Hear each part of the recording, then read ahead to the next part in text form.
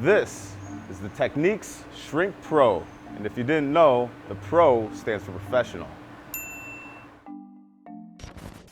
Welcome back to the Precise Tool and Manufacturing Tool Crib. I'm that tool crib guy, and today I'd like to share with you one of our newest and coolest additions, the Techniks HeatShrink Pro. The way it works is pretty simple. It uses electric heating induction to heat up the tool holder to expand it just enough to be able to insert your tool, and then uses blown air to cool it off, allowing the tool holder to contract back around the tool or shrink and hold it into place. Now, it's very important to use heat-resistant gloves as this machine gets very hot very quick, upwards of 500 degrees in mere seconds. It's also important not to overheat your tool holders, as this can damage your tool holder or cause it to lose its lifespan or not work at all. Using heat shrink for tool holding has many benefits.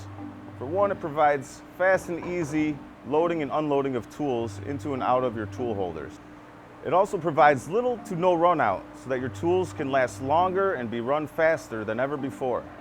All of this will save you time and money, and for me personally, blood, sweat, and tears. And don't forget, we have all kinds of shrink fit holders and tools to suit your needs.